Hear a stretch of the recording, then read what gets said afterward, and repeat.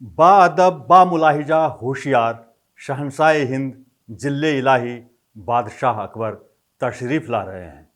नई रंगरूट आईएएस पूजा खेड़कर की खोपड़ी में कुछ ऐसे ही डायलॉग मधुर आवाज में घूम रहे होंगे जब उन्होंने पुणे कलेक्टर ऑफिस को एक के बाद एक कई व्हाट्सएप मैसेज भेजकर यह बताया कि उनके पहुंचने से पहले क्या क्या बंदोबस्त पूरे हो जाने चाहिए। जैसे वो ट्रेनी आईएएस नहीं, रिटायरमेंट के करीब वाली चीफ सेक्रेटरी हों।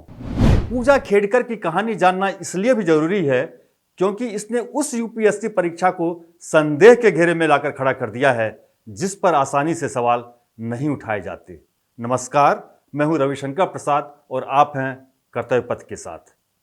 नखरेदार बन्नों को 3 जून को पुणे कलेक्ट्रेट ऑफिस में प्रोबेशनरी असिस्टेंट कलेक्टर के तौर पर ज्वाइन करना था, लेकिन ज्वाइन करने से पहले ही बेतरतीब मांगों का एक शर्मनाक सिलसिला चल निकला। व्हाट्सएप पर फुदकते संदेशों के जरिए मैडम ने पूछा कि उनकी महान ज्वाइनिंग की सारी तैयारी कर ली गई है या नहीं। उन्होंने घर, दफ्तर, गाड़ी, नौकर चाकर को लेकर कलेक्टर और डिप्टी कलेक्टर से जानकारी मांगी। जब पूजा को लगा कि उनकी मांगों पर ध्यान नहीं दिया जा रहा तो उन्होंने अल्टीमेटम दे दिया कि 3 जून को मेरी ज्वाइनिंग से पहले ये सब काम हो जाना चाहिए, उसके बाद नहीं। ये तीखे तेवर सिर्फ पूजा के हैं या इसकी वजह पूजा के पिता दिलीप खेड़कर का रुतबा है, इस पर भी बात करेंगे। लेकिन पहले इसी कहानी पर वापस लौटते हैं। पूजा को सरकारी दफ्तर में 4थी मंजिल पर एक ऑफिस दिया गया, लेकिन अटैच्ड बाथरूम न होने की वजह से उन्होंने वहां बैठने से साफ इनकार कर दिया। 13 जून को उन्होंने अपने पिता के साथ अपनी सीट को लेकर फिर मुआयना शुरू किया। अब देखिए दादागिरी और अनुशासनहीनता का नमूना। आरोप है कि जब 18 से 20 जून के बीच अतिरिक्त जिला कलेक्टर अजय मोरे सरकारी काम के सिलसिले में बाहर गए हुए थे तो उनकी गैर मौजूदगी में पूजा खेड़कर ने उनके कमरे से फर्नीचर और दूसरी चीजें हटा लिया और एक तरीके से उस पर कब्जा जमा लिया। पूजा ने अपनी नेम प्लेट बनवाई और साथ ही लेटर हेड, विजिटिंग कार्ड, सरकारी स्टाम्प समेत दूसरी चीजों के लिए आदेश भी दे दिया। यहीं से पूजा खेड़कर के करियर की उल्टी गिनती शुरू समझिए। उनके खिलाफ शिकायतों का पुलिंदा खुला तो उसके कतरे हर दिशा में उड़ने लगे। शिकायत यह भी मिली कि वो पर्सनल ऑडी कार में ऑफिस आती हैं जिस पर लाल नीली बत्तियां लगी हैं, वीआईपी नंबर है और महाराष्ट्र शासन लिखा है। ये नियमों का सरासर उल्लंघन है। अब Pune police motor vehicle act के तहत मामले की जांच में जुटी है। पुणे कलेक्टर सुहास दिवसे ने अतिरिक्त मुख्य सचिव को 25 पन्नों की जो शिकायत भेजी है उसमें पूजा खेड़कर के कारनामों की तफसील से जिक्र है। साथ ही इसमें उन व्हाट्सएप स्क्रीनशॉट्स को भी अटैच किया गया है जो बताते हैं कि पूजा की भाषा और मांग दोनों में खास रसूख की बू आ रही थी।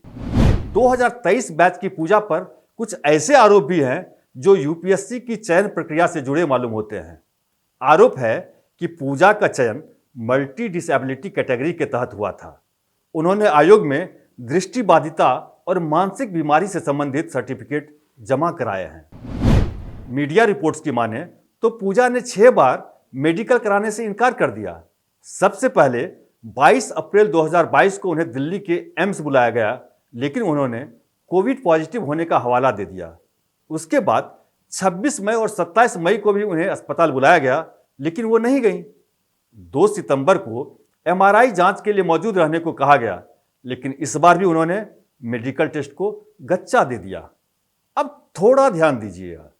पूजा ने एम्स से आधी अधूरी रिपोर्ट कलेक्ट की और आयोग के पास जमा करा दी। एक आरोप यह भी है कि उन्होंने कमीशन में ओबीसी सर्टिफिकेट दिया है। नियमों के मुताबिक उन्हीं लोगों को ओबीसी नॉन क्रीमी लेयर का फायदा मिलता है जिनके माता पिता की वार्षिक आय 8 लाख रुपये से कम हो। लोक सेवा आयोग ने इन सर्टिफिकेट्स पर सवाल उठाते हुए उनके चयन को कैट में चुनौती दी। 23 फरवरी 2023 को कैट ने पूजा के खिलाफ फैसला सुनाया। फिर उसके बाद के दिनों और महीनों में ऐसा क्या हो गया जो उनके सर्टिफिकेट्स भी स्वीकार कर लिए गए और आईएएस का ठप्पा भी लग गया। कुछ है जिसकी पर्दादारी है। और इसी सब से पर्दा हटाने के लिए अब केंद्र ने एक समिति का गठन कर दिया है जो पूरे मामले की पड़ताल करेगी। 2022 में हुई परीक्षा में उन्हें 821वीं रैंक मिली थी। ऐसे में सामान्य परिस्थितियों में उन्हें बतौर आईएएस पोस्टिंग मिलना असंभव था। पूजा खेडकर जैसे लोग सिस्टम को मजाक समझते हैं और यही सही वक्त है उन्हें और उनकी जैसी सोच रखने वालों को यह बताने का कि आईएएस सिर्फ एक पद नहीं है, बल्कि उसकी साख और भरोसे को डिगाने की कोशिश का नतीजा बहुत बुरा होगा। इस पूरे मामले में पूजा के पिता दिलीप खेडकर की भूमिका भी अहम हो जाती है। पूजा के पिता खुद एक रिटायर्ड प्रशासनिक अधिकारी हैं। 2024 में उन्होंने अहमदनगर से वंचित बहुजन अघाड़ी के टिकट पर लोकसभा चुनाव भी लड़ा। चुनाव के वक्त दिए हलफनामे के अनुसार उनके पास 40 करोड़ रुपए की संपत्ति है। मीडिया रिपोर्ट्स की माने तो सिर्फ पूजा खेडकर के नाम ही 17 करोड़ की संपत्ति है, जिसमें 17 लाख रुपए की सोने की घड़ी भी शामिल है। उनकी सालाना कमाई 42 लाख रुपए बताई जा रही है। पूजा की मां भी सरपंच के पद पर हैं। हो हंगामे के बीच फिलहाल पूजा खेडकर का ट्रांसफर महाराष्ट्र के ही वाशिम जिले में कर दिया गया है। उन्होंने मीडिया से बातचीत करते हुए कहा कि मैं अभी इस विवाद पर कुछ नहीं बोल सकती, ये सरकारी नियमों के खिलाफ होगा। काश ये सरकारी नियम पूजा को पहले याद रहे होते तो इतना बखेड़ा होता ही क्यों?